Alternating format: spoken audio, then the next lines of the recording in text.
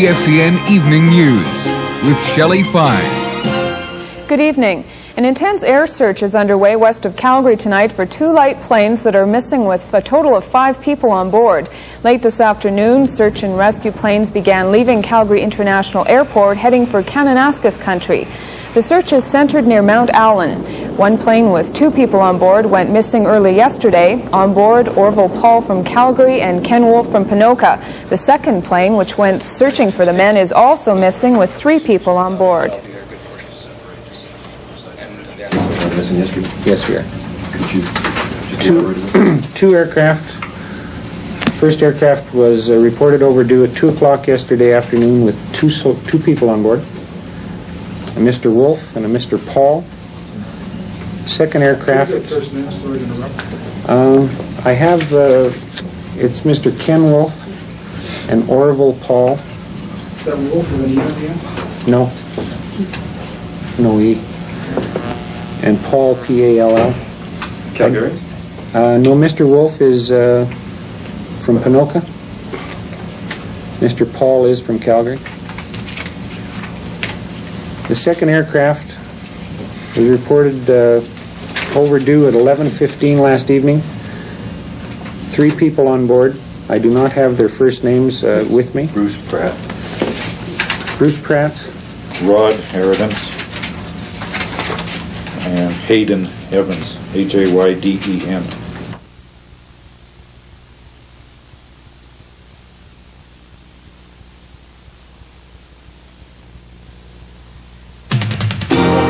The CFCN Evening News with Shelley Fives. Good evening. Bad weather is hampering the search for 5 men and 2 light planes missing in Kananaskis country since Friday. Low cloud kept many of the small search planes on the ground today. At last word, 3 armed forces planes were in the air, scouring hundreds of square miles of rugged forest and mountains. Our coverage tonight starts with Simon Gardner, who's been following the search on the ground and in the air.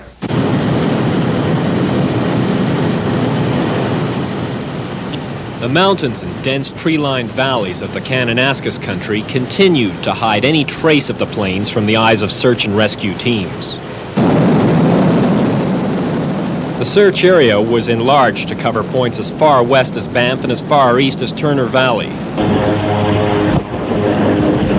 But no sooner did the rescue aircraft take off when they were forced home by encroaching bad weather. 25-knot winds. Turbulent black rain clouds. In behind, clearing is starting to show golden, but as you know, a lot of times the front can stall over the mountains. Even in good weather, this is considered an extremely difficult type of search. No signals have been received from the emergency locator transmitters, and looking for light planes in mountains and densely wooded valleys is like looking for a needle in a haystack. The searching area itself is spotted with white pieces of snow right down to the bottom of the trees. Looking for white airplanes in that type of snow cover is very hard on the eyes.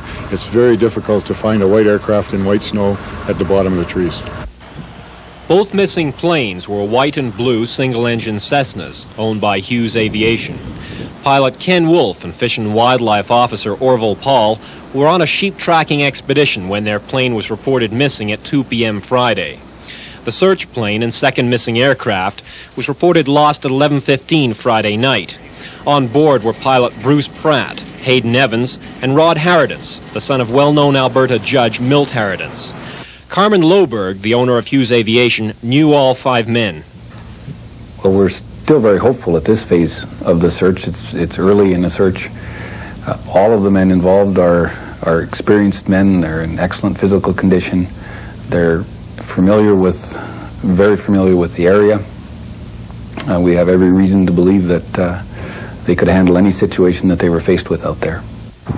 By mid-afternoon, the weather improved slightly, enabling 3 Armed Forces Twin Otters to again start searching the area. Simon Gardner, CFCN News. Orville Paul, the 34-year-old wildlife biologist missing in the first plane, has been working with animals in Kananaskis since the recreation area was created. Much of his work involved danger. CFCN reporter Murray Dale had spent a day with Paul and his pilot on a mission identical to the sheep tracking work he was doing Friday when the plane disappeared. Orville Paul was the field man in wildlife studies carried on in recent years in Kananaskis country. He was as much at home following cougar footprints in the snow as following signals transmitted from radio collars on a variety of wild animals. The day I spent with him was in the exact area where his plane is believed to have gone down on Friday in the mountains directly east of Mount Allen. He was trying to get an exact fix on 2 black bears that had been trapped in Collard earlier that summer, and we picked up their signal on the east side of the Fisher Range. As we circled trying to pinpoint the signal, turbulence from an approaching cold front in the Kananaskis Valley began to batter the plane and made the flight unpleasant, to say the least. The pilot continued to circle close to the mountains to get the data required to plot the bears' movements. Only then did we leave the area to escape the bad weather. Carmen Loberg, the owner of the Cessna 182 that was chartered by Fish and Wildlife, says Paul was equipped with the skills to stay alive if the crash was survivable. He's an extremely experienced man in that area. He's been doing that survey himself continuously for the longest period of time of any of us. Knows the area extremely well, very much bush-wise, and very familiar with the terrain. The subject of the studies last week was a herd of bighorn sheep that frequent Mount Allen and are being studied for any sign of adverse effects due to Olympic construction. Murray Dale, CFCN News.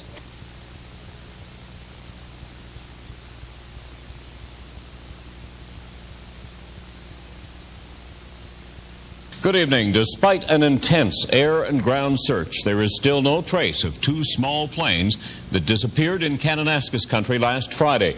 The big problem facing rescue crews is the amount of area to be covered, more than 6,000 square kilometers of rugged mountain and bush.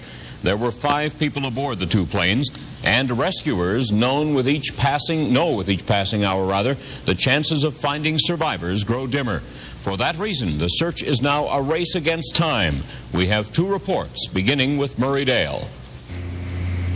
16 aircraft, including 3 armed forces search planes, were in the air today, covering the 2 main search areas, Mount Allen and the Sheep District west of Turner Valley. Based on dozens of sighting reports, search coordinators now feel the first plane could have gone down near the Sheep Valley, and the missing search aircraft might have crashed very near Mount Allen. Skies were clear today, but high afternoon temperatures and wind resulted in turbulent flying conditions. The double search began late Friday when a light plane chartered by Fish and Wildlife biologist Orville Paul disappeared while monitoring radio signals from bighorn sheep on Mount Allen. When it failed to return to Springbank Airport, a second single-engine plane was sent out to look for it. Canadian Armed Forces Captain Nora Bottomley, who was returning to Edmonton late Friday afternoon after the search for 2 Calgary flyers ended near Vancouver, was diverted to Kananaskis country. She says she arrived about 7 p.m. and spoke to the pilot of the missing search plane. We actually sighted the aircraft at about 7 o'clock. We came around a mountain at one point, and he was coming around another mountain, and we just were talking to each other. He turned away, we turned away, continued searching. That was at about 7, and then last radio check-in we had with him at about 8 o'clock. Lloyd Gallagher, the rescue officer for Kananaskis country, says dozens of calls are being accepted from people who recall either seeing or hearing a plane on Friday. We're getting all sorts of calls. People have sort of heard noises down there. They've seen lights. Some people have seen some flames, which we've checked out. Some have seen some flares for different reasons, and we're checking each one of them out as we go along. Gallagher says despite the number of hours put in the air, the search may come down to a Kananaskis country ranger or a volunteer actually stumbling over the wreckage in the mountains or spotting something shiny while taking a break. The ground search in the Ribbon Creek area was covered today by Simon Gardner.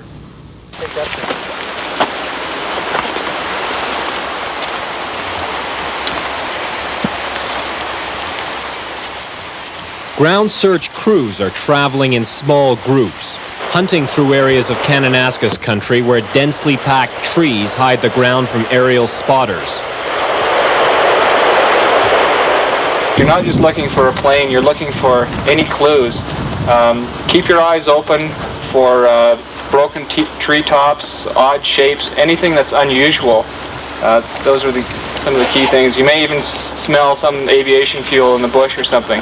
And we'll be using the emergency This group is part of a total ground search force numbering more than 100. They are volunteers from parks, forestry, and fish and wildlife services. Many of them know missing naturalist Orville Paul. It could be me. I'd want him to help if it was me.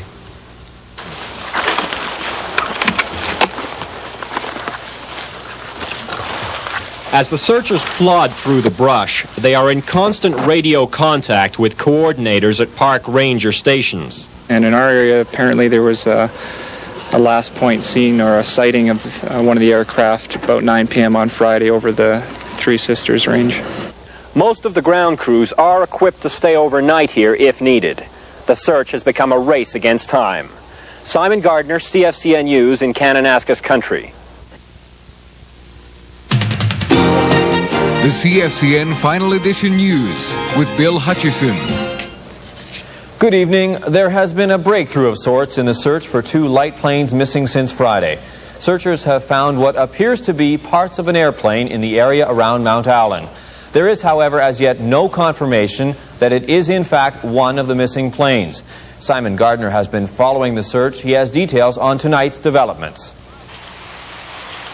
One of several ground search crews assigned to the area around Mount Allen has made a tentative sighting of what appears to be parts of an aircraft. This sighting report is in a very, very inaccessible area around Mount Allen.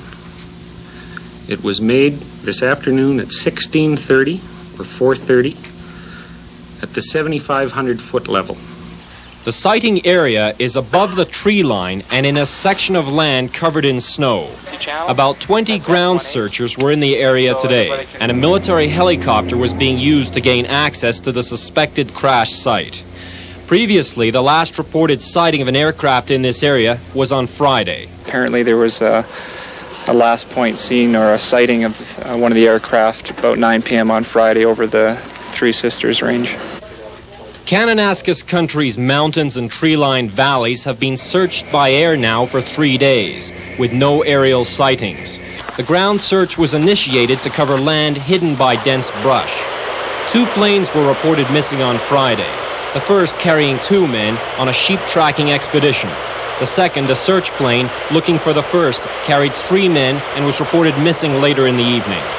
Ground crews are in constant radio contact with search coordinators, and most of the crews are equipped to stay in the area overnight. Simon Gardner, CFCN News.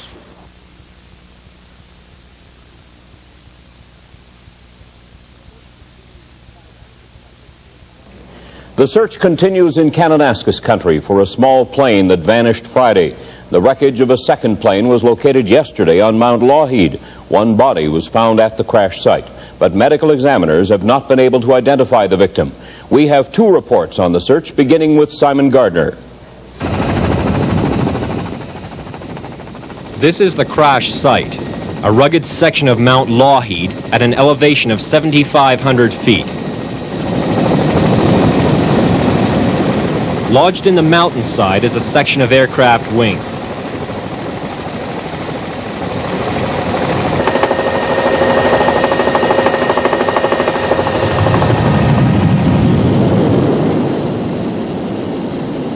By 10:30 a.m., a group of climbers could be seen as dots on the snow-covered, treacherous slope.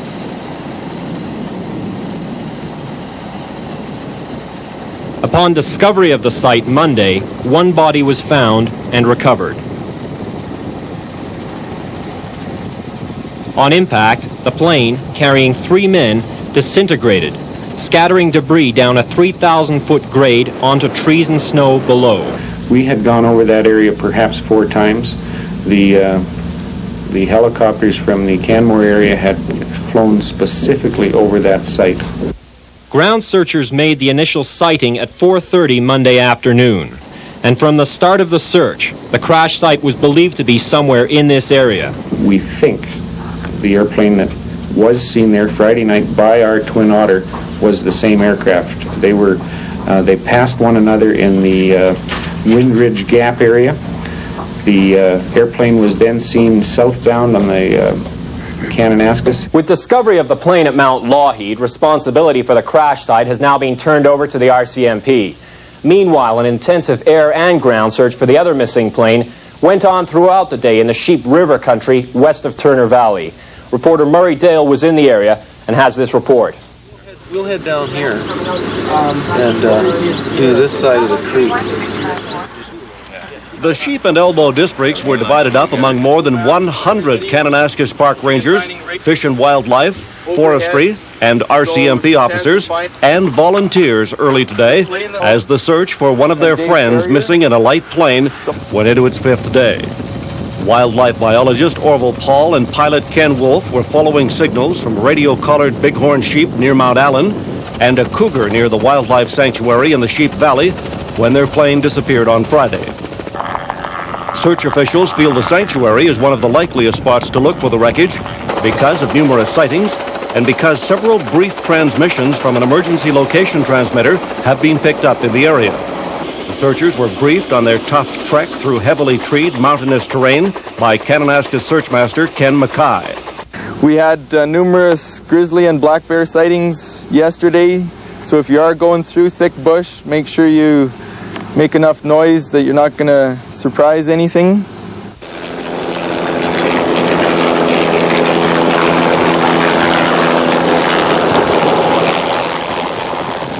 The searchers were lifted to their various sectors by helicopter, then spent hours slogging through trees and snowdrifts without finding a trace of the missing plane.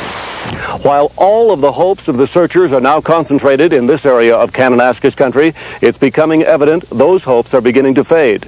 Wildlife biologist Orville Paul is an experienced woodsman and knows this area like his own backyard.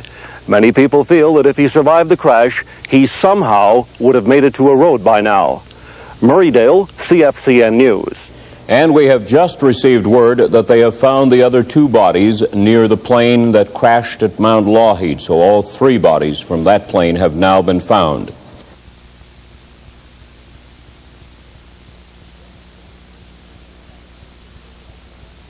Ground crews searching Kananaskis country for a light plane that disappeared Friday have asked for more military assistance.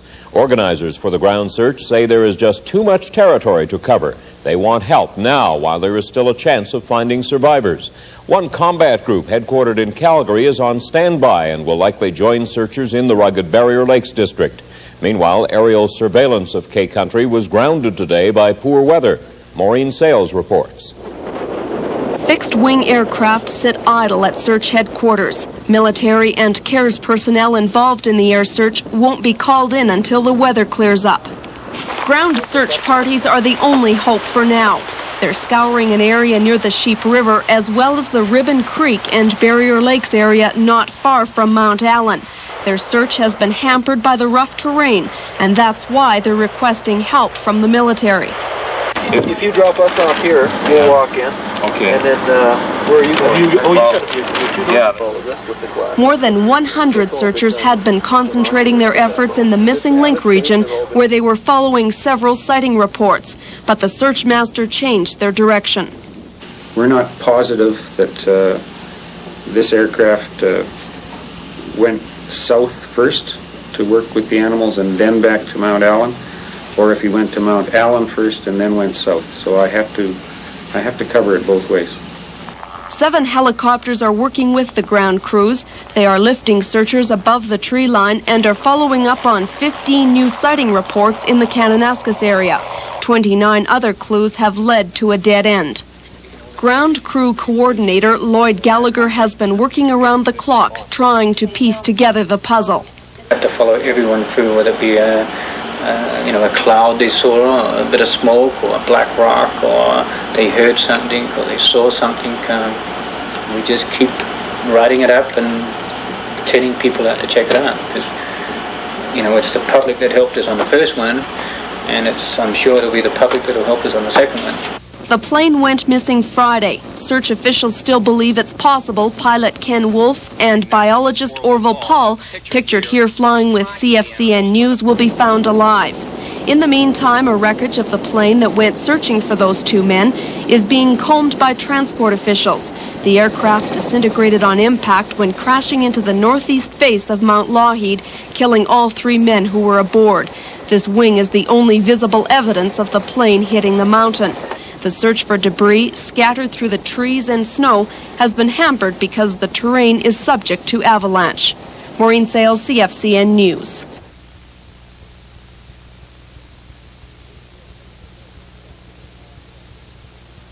There's still no trace of a small plane with 2 people on board that disappeared in Kananaskis country 6 days ago.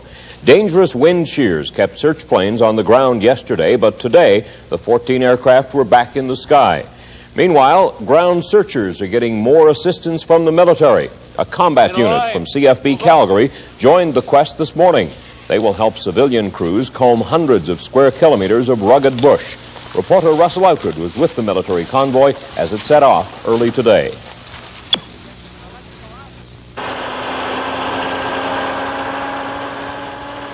On Highway 1, just west of Calgary, a convoy of 36 trucks is moving out. On board, 150 soldiers on their way to the search area in Kananaskis country.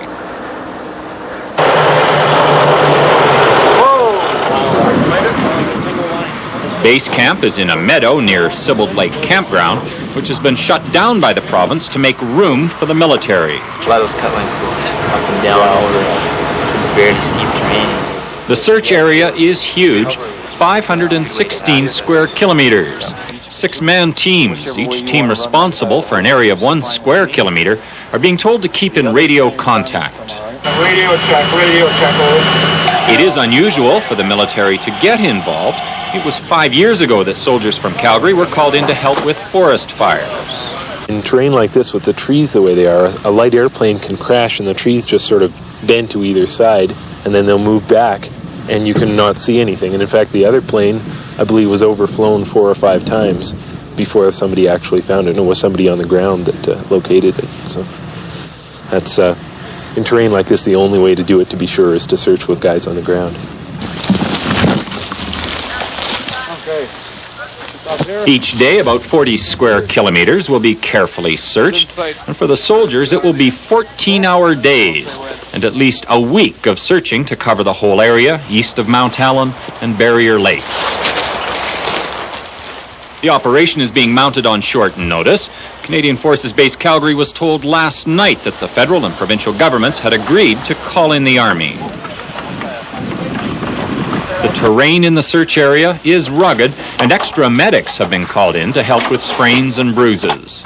The camp kitchen will be cooking for 110 searchers, as well as a 40-man support battalion. Everyone shares the same hope that somewhere near here in the bush they'll find 2 survivors. Russell Outred, CFCN News. Anyone who was in Kananaskis country last Friday and might have information that could help the searchers is asked to call 275-7112.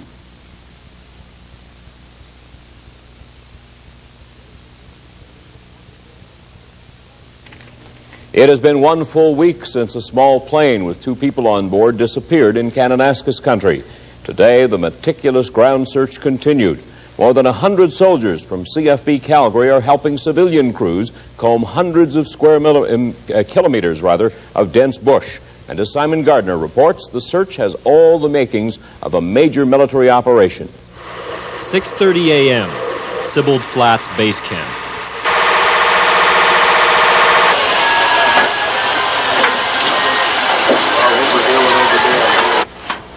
Following breakfast, the men pile into troop transporter trucks. The military ground search for 2 men and a light plane is underway. Well, with our foot patrols, we hope to cover about 30 square kilometers or so, and then we have vehicle patrols going out as well, moving up and down the cut lines, and they'll cover most of the cut lines in the area. The cut lines are mostly fire roads carved into the thick brush. Spotters use them for surveillance access. They focus on the Kananaskis foothills, looking for telltale shiny objects. The troop trucks also use the roads, ferrying soldiers into remote areas.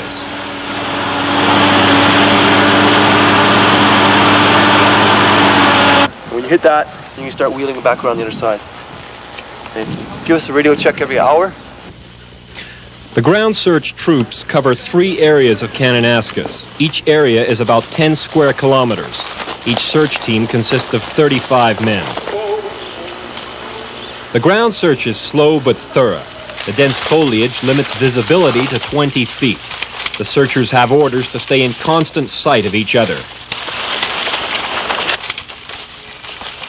They look for broken or sheared off treetops, burn marks, and the distinctive smell of aviation fuel.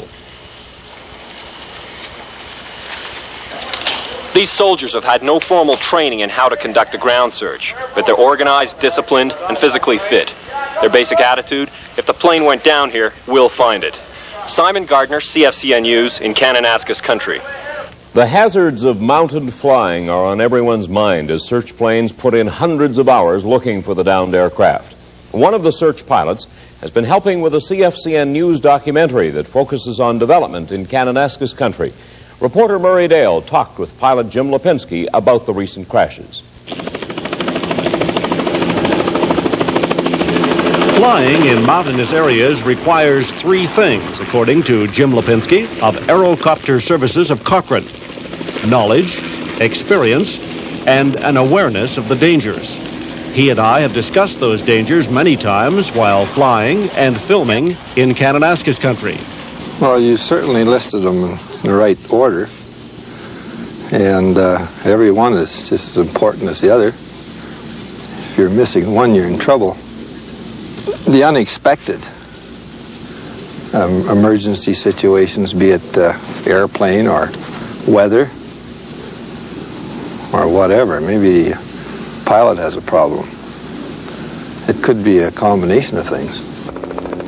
3 planes have crashed in mountainous terrain in recent weeks, one on the lower mainland of British Columbia, the other 2 in Kananaskis country. One is still missing. Lipinski says it appears weather was a major factor in all of the accidents.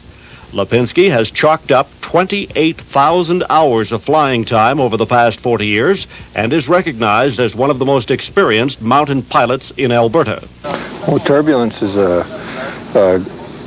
great factor when you're flying in the mountains, but after you've been in there you acquire some experience, you can normally tell where this turbulence is going to occur just by looking at the terrain and reading the terrain like you would read the rocks in the bottom of a stream. What I'm trying to say is when the water flows over the rocks, it curls around the rocks, and as it passes, it creates eddies. And the same thing happens in the air. So one has to know where the updrafts are and where the downdrafts are and where the turbulence is. Lipinski, the rest of the pilots, and the hundreds of ground searchers are frustrated, almost angry that they've not been able to find the lost plane. Lipinski, who personally spent 4.5 hours searching Mount Lougheed before the first wreckage was found by a ground searcher, put in another 5 hours in the air today. Murray Dale, CFCN News.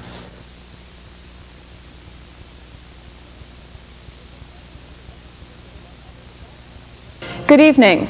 There have been several new developments today in the search for a plane missing with 2 men aboard since last Friday. A search plane went down in a remote area of Sibbald Flats about 2 hours ago. At this time, the Military Search Coordinating Office isn't saying whether it's a military plane or whether there have been any fatalities. A large medevac helicopter has gone to the scene, and CFCN News has learned that Alberta Forest Service personnel were called in to put out a fire. At last report, that fire was still going. The search office is calling all aircraft back and requesting that all personnel call home as soon as possible. Further to our opening story, CFCN News has learned it's a search and rescue twin otter that's down on the Sibbald Flats west of Calgary. There were 6 personnel aboard, no word yet on their fate.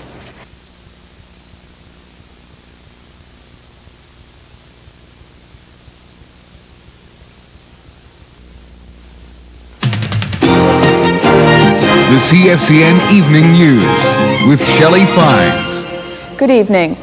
The military is investigating the crash yesterday of a Twin Otter plane. 8 people were on board the aircraft when it crashed. It was part of the search efforts to find 2 men missing in a light plane west of Calgary for more than a week now. As Simon Gardner reports, the names of those killed on Saturday have now been released. This military photograph was taken shortly after the crash. Bits and pieces of the Twin Otter are scattered over this steep face on Cox Hill in Kananaskis country. The crash occurred at an elevation of 5,500 feet, killing all 8 occupants of the plane. This smoke is part of a forest fire that was ignited by the crash. What we have been advised by the helitack crew from the Alberta Forestry Service, the aircraft was engulfed in flame. A pilot in a Kiowa military helicopter saw the Twin Otter go down. A medical examiner and 35 soldiers were dispatched to the scene shortly after. At 8:15 in the morning, a Hercules aircraft carrying close to 20 fresh search personnel rumbled into Calgary. They are replacing these distraught military air crews, emotionally affected by the loss of their colleagues. The bodies of the victims were taken here to the medical examiner's office in Calgary.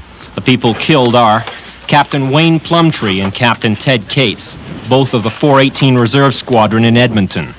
Sergeant Brian Burkitt of the No. 4 Regular Support Unit in Edmonton. The 5 civilians are David Hall, Jerome Schindler, Charles Masseur, Carl Grant, and Patricia McLean. All from Calgary and all members of the CARES organization, the civilian element of the search for the missing light plane. This is the first time CARES members have been killed in a search, but Executive Director Richard Colvin says they were aware of the risks of mountain searching. There always is a degree of risk when you go searching, no matter whether that search is conducted on the flatlands east of the Rockies or in the mountains. Of course, when you get into the mountain areas, the risk is certainly enhanced, and you must exercise a great deal of care and caution.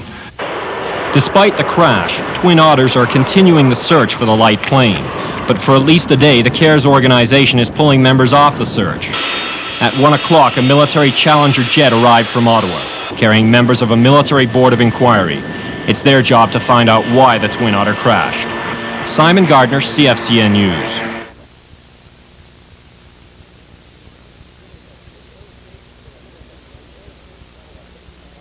Good evening. The air search for a missing light plane in Kananaskis country has been called off. But that doesn't mean the search coordinators believe pilot Ken Wolfe and Calgary wildlife biologist Orville Paul are presumed dead. The ground search will continue for at least a couple of more days.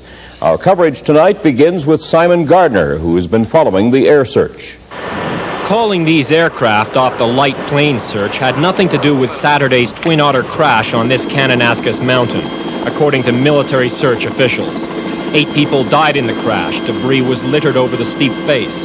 Scorched earth is from a forest fire that was ignited. The reduction in the air search was not as a result of the crash of the Canadian Forces Twin Otter.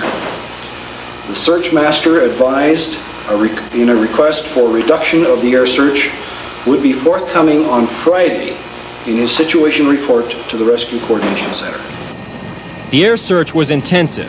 12,000 square miles of this rugged Kananaskis terrain was covered, but it was also unproductive. The dense brush was impossible to see through. Because of the type of terrain that we are in, that it was decided that the ground search is the only way in the area that we're dealing with at this time.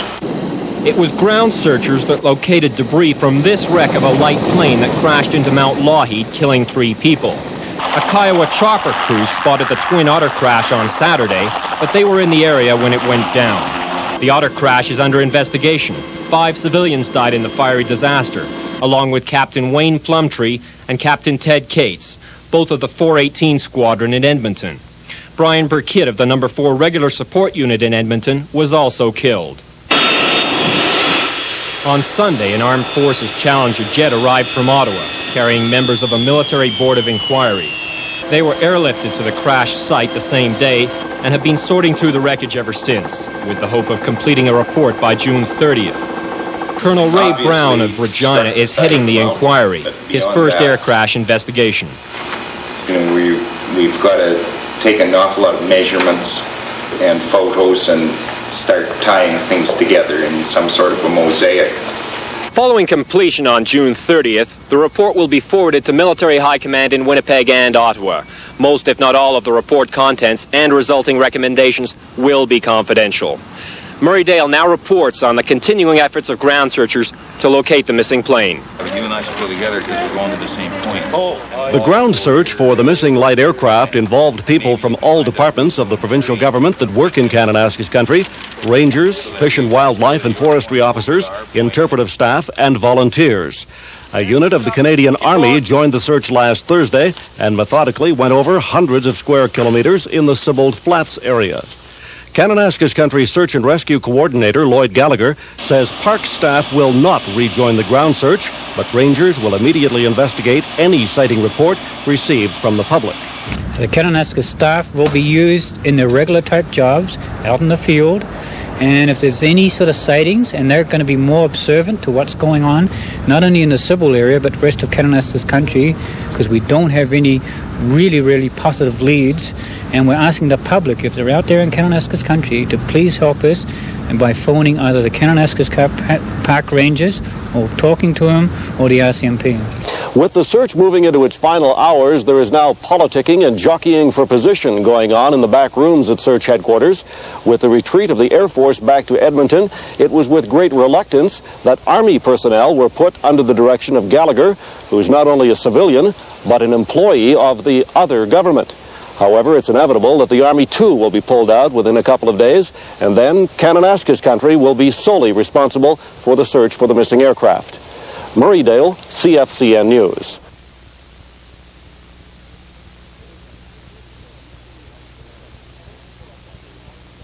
Good evening. The search for a missing light plane in Kananaskis Country is on again. Premier Don Getty told the legislature this afternoon he had called Ottawa and requested the search be continued for at least 3 more days. As Murray Dale reports, search planes will be back in the air tomorrow. Confusion now surrounds the status of the search for 2 men missing in a light aircraft in Kananaskis Country for 11 days. Late last night, Major Wally West announced the military, air, and ground search would end today. Asked how relatives of the missing men responded to his announcement that the search was over, West said they were not happy with the decision. I'd like to see additional contribution.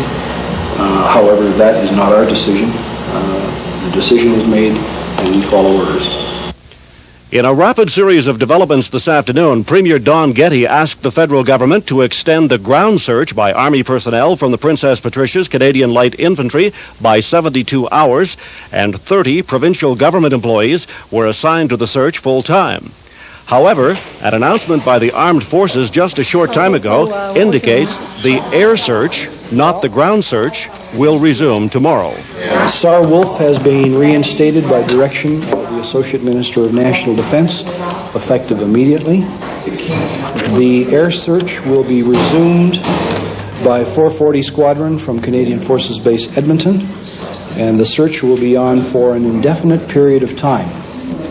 The Princess Patricia's Canadian Light Infantry, who are presently on a ground search in the Sibbald Flats area, will return to Canadian Forces Base Calgary at last light tonight, as previously announced. Reporter Simon Gardner, who's been covering the search for CFCN News, was the first reporter to gain access to the area where a military search plane crashed on Saturday. He reports from the scene. This torn-off wing is the largest piece of debris at the crash site. Other bits and pieces of the Twin Otter are unrecognizable. Nothing more than small sections of metal littering the steep ridge for hundreds of feet.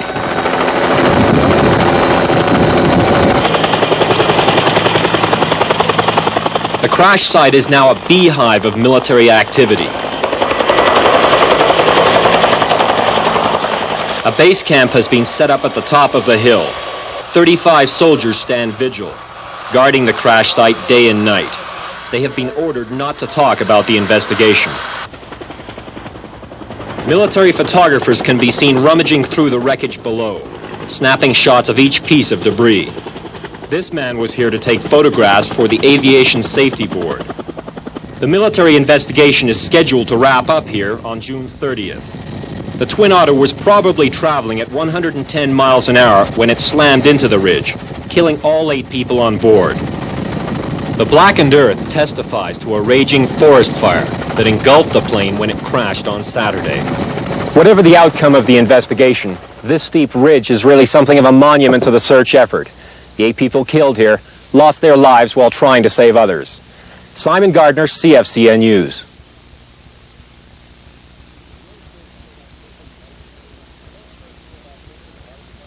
The air search for that missing light plane in Kananaskis country became a hit-and-miss operation today. Unsettled weather restricted flights over the search area. The military will continue the air search, but will no longer help on the ground. Simon Gardner reports. 2 military Twin Otter aircraft arrived back from Edmonton overnight. They're back on search duty, but could only fly in certain areas because of turbulent weather in Kananaskis country. These 160 ground search troops at Sibbald Flats have been ordered home, despite appeals by the provincial government that they stay on the job. The provincial government has decided to use its own employees to fill the gap. The Canadian Forces have, in consultation with the Alberta government, agreed that the Canadian Forces are better equipped to carry out air searches. The Alberta government has decided to conduct a parallel ground search using their resources while the Canadian Forces restart the air search. The decision to keep air searching apparently came as a result of political pressure applied by friends of one of the missing men. Harvey Andre is credited with making the decision. It was only 2 days ago that the air search was called off. 12,000 square miles had already been searched. Most of the Kananaskis bush is too thick to see through. A lot of people said continuing the air search was a waste of time. Felt we've covered everything there is to cover out there from the air. Our people are good. If they were there, we'd have spotted them. So the type of terrain that we are in, that it was decided that the ground search is the only way in the area that we're dealing with at this time. The search has not only become political, but also expensive. Twin Otter aircraft cost $2,000 an hour to fly. This Labrador chopper is costing $6,000 an hour. Kiowa choppers, $1,200 an hour. To date, $25,000 has been spent on accommodation and meals for search and aircrew staff. The final bill for the search could end up costing millions of dollars. The political intervention in the search puts the military in a very embarrassing and difficult position. From their earlier remarks, it's obvious they believe continuing the search, at least from the air, is a waste of time. Now they're caught between their own belief the search should end and the very different desires of their political masters. Simon Gardner, CFCN News. As it turned out, the total confusion the military was thrown into by the orders from Ottawa to continue the search while it was attempting to pull out really didn't matter. Low cloud, rain, and the threat of thunderstorms in the mountains grounded all search aircraft this morning and reduced the intensity of the ground search. Even before the arrival of the order from Ottawa to continue the military search, Kananaskis Country Managing Director Ed Marshall had pledged all of the resources at his disposal to finding the lost plane. If anybody had the slightest notion, even today, something they perhaps might have reported some time ago with respect to the presence of an aircraft or a sputtering engine or a sign in the forest as much as a decently bent tree, we'd investigate it so quickly there could be a traffic jam of helicopters out there all trying to get to it at the same time. In conjunction with the search efforts of provincial government employees in the air and on the ground, a coalition of outdoor groups has organized a ground search that began this morning. Volunteer coordinator Diane Pahal says qualified searchers will be required every day. Our team leaders are volunteers. There's a lot of responsibility on their shoulders. We don't want to be in there looking for somebody, and we don't want to be slowing up the teams either. We're running out of time to find the aircraft. So it's best that people call the phone number, which is 283-1576. The people answering the phone will explain to you what you're getting into, what's expected of you, and what equipment you should have with you when you come out. No, they don't. Bill Wolf, whose younger brother Ken was the pilot of the missing aircraft, brought out some mobile telephones that were loaned to the searchers by his employer, Suncor. Well, we want Ken and Orville to be located. They were doing their work in the best that they could, and we hope they are located. We're also very aware that others have lost their lives in this search, and we do want safety respected and observed during the search.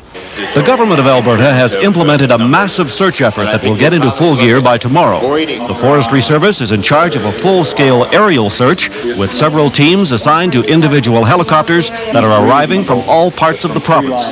The most likely areas will be prioritized at a meeting late tonight, and the search teams will scan the valleys first, then go higher with each pass. As the weather improved this afternoon, a couple of search teams were able to get into the air, but clouds confined their activities to the northern end of the Kananaskis Valley. All the search teams have been told to be prepared for takeoff at 8 o'clock tomorrow morning, weather permitting. Murray Dale, CFCN News in Kananaskis Country.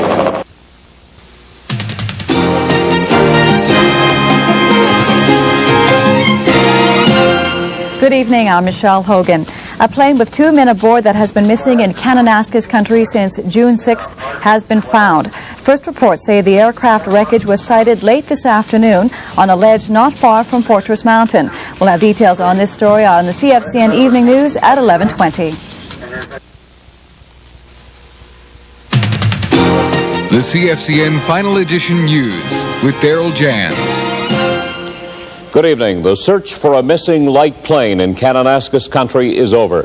The light plane was found this afternoon at the 7,000-foot level on the backside of Mount Kidd near the Kananaskis Golf Course. There were no survivors. The crash scene not far from Fortress Mountain. The plane carried the man you just saw there, biologist Orville Paul and pilot Ken Wolfe. The wreckage was spotted at 4 this afternoon by a Kananaskis Country helicopter piloted by Jim Lipinski of Cochrane. 3 employees of the Alberta Forest Service were acting as spotters. Armed Forces Major Wally West and Rescue Coordinator Lloyd Gallagher appeared at a news conference at search headquarters just 30 minutes ago. The RCMP have confirmed the aircraft sighting and personnel on board at 7:58 p.m. RCMP are at the site to secure it for the night until the Canadian Aviation Safety Board and the Medical Examiner's Office have completed their work. It's a hiking area. Most people hike into Lillian Lake to go fishing. It's a very popular hiking area.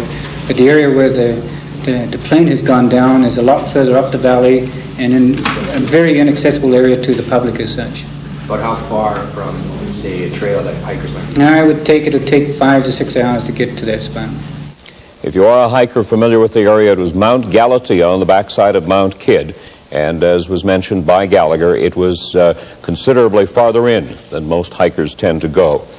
11 people died while looking for the missing Cessna 182. 3 people in a light plane that crashed the day that the first plane disappeared, and then 8 people on board an Armed Forces search plane that crashed a week later. RCMP are at the scene, and air accident investigators will be flying in tomorrow.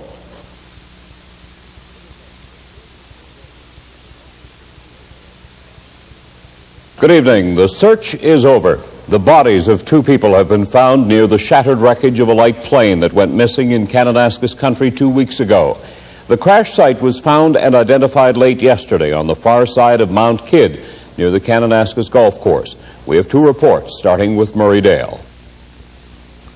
The wreckage of the Cessna 182 lay on this ridge above the Galatea Creek Trail in Kananaskis Country for the past 13 days. Pilot Ken Wolfe and biologist Orville Paul were monitoring bighorn sheep and cougars for the Fish and Wildlife Department when they ran into bad weather and crashed just a few kilometers from the main Kananaskis Highway. At 2:50 yesterday afternoon, a helicopter carrying Clay West, Wayne Wilberg, and Hans Wackerly, all members of an Alberta forestry crew from Sundre, lifted off after being grounded by bad weather all morning. The helicopter was piloted by Jim Lipinski of Aerocopter Services of Cochrane. We were allotted the area in the Ribbon Lake district just behind Mount Bogard. And we were instructed to survey all the areas south of Ribbon Creek towards Galatea Creek area. And immediately arriving over Quinn's Pass, we turned left to follow the ridge towards Mount Kidd at 9,000 feet. And it was just shortly after we'd completed the turn to the left that my spotter, Clay West, advised that he saw something white on the side of the cliff. So we immediately turned to the right, and then all of us could see the remains of the wreckage on the side of the cliff at approximately 7,000 feet. And it was, if my memory serves me right, it was approximately 500 feet to the bottom of where the aircraft come to a complete rest, what was left of it. RCMP Constable Wally Purcell was the first person to reach the crash scene late last night. There has been a fire. The spot that was noticed by the searcher was the white section of the tail section, which is a very minute piece of the plane that is left. Finding the wreckage yesterday was the result of a concerted effort put into effect by the Alberta government after the armed forces announced on the weekend it was pulling out. The Alberta Forest Service organized an aerial search using its own people and helicopters and fish and wildlife officers as spotters. The wreckage was found on the very first flight. On the 6th of June, the day the first plane crashed, a private search plane with 3 men aboard slammed into a ridge on Mount Lougheed. There were no survivors. 1 week later, a military search plane carrying an Air Force crew and 5 civilian spotters crashed in flames in the Lusk Creek Valley. All 8 people died. Officials of the Canadian Aviation Safety Board, the RCMP, and Kananaskis Rangers are waiting for the weather to improve before attempting to remove the bodies. At the moment, winds at 7,000 feet are gusting to 90 kilometers per hour. CFCN reporter Murray Cunningham spent some time today with friends of Orville Paul. The rugged mountains of Kananaskis country had become a second home to biologist Orville Paul. Friends and relatives are shaken, but take some solace in the fact he died doing what he loved to do. Orville, for many years, has been a dedicated wildlife biologist who's always spent many hours in the country west of Calgary. Particularly is one of his favorite areas, researching wildlife there, and his specialty, particularly in recent years, has been working on cougar. And Orville is one of those people that puts the hours in to get the job done, and as many people in the wildlife field do, out of all proportion to a normal work week. While the coordination of the search effort has been criticized, Eisenhower, who himself took part in the search, says under the adverse circumstances, they did a first-class job. And thankfully, authorities did not give up. The case will not remain a mystery to his loved ones. Orville Paul's contribution to wildlife preservation will continue even in death. Well, the family is requesting that in lieu of flowers, that donations be sent to the Alberta Wilderness Association, a group which Orville has supported for many years. Murray Cunningham, CFCN News.